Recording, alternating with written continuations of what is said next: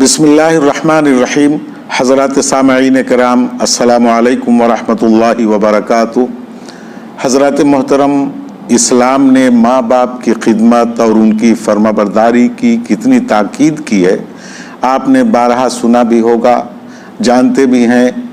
اللہ کے رسول صلی اللہ علیہ وسلم نے ارشاد فرمایا کہ ماں کے قدموں کے نیچے جنت ہے، باپ جنت کا دروازہ ہے، ان کی خدمت کر کے جنت حاصل کی جا سکتی ہے اور ان کی نافرمانی کر کے عذاب حاصل کیا جا سکتا ہے، صرف اور صرف عذاب ملتا ہے۔ اسی لیے ماں باپ کی خدمت اگر کوئی نہ کرے تو احادیث کی روشنی میں یہ پتہ چلتا ہے کہ اس کو دنیا میں بھی سزا ملتی ہے، آخرت میں تو ملے گی ہی۔ اس لیے ماں باپ کے حقوق کا خاص طور پر خیال رکھنا ضروری ہے، ورنہ یہ ہماری عاقبت خراب ہو جائے گی، ہماری آخرت خراب ہو جائے گی۔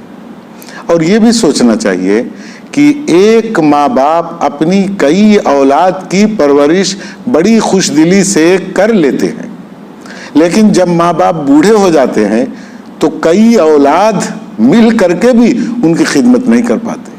یہ تعجب کی بات ہے۔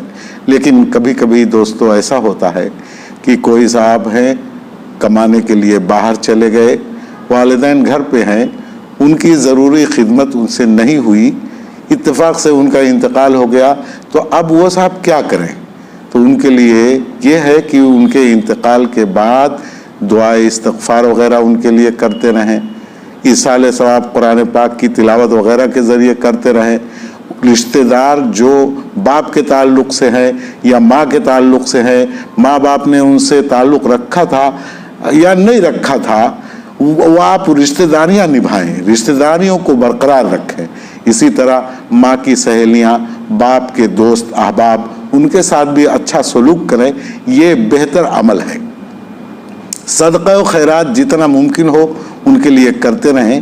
یہاں مجھ کو جو اصل میں بات بتانی ہے وہ یہ ہے کہ ہم صدقہ وغیرہ کرتے ہیں تو کبھی کبھی یہ ہوتا ہے کہ مان لیجئے ہم نے 100 روپیہ صدقہ کیا تو باپ کی طرف سے، 100 روپیہ صدقہ کیا الگ سے ماں کی طرف سے، ہم یہ سمجھتے ہیں کہ ایک صدقہ ایک ہی آدمی کی طرف سے، ایک ہی مرحوم کی طرف سے دیا جا سکتا ہے۔ دینا چاہیے، اگر آپ ایسا دیتے ہو تو اللہ کا شکر ہے، لیکن اگر اس طرح بھی دیں کہ چند مرحومین کے لیے، چند مرحومات کے لیے سب کی نیت کر کے اگر آپ صدقہ وغیرہ دے رہے ہیں تو سب کی جانب سے وہ صدقہ ادا ہوگا اور سب کو ہی ثواب ملے گا۔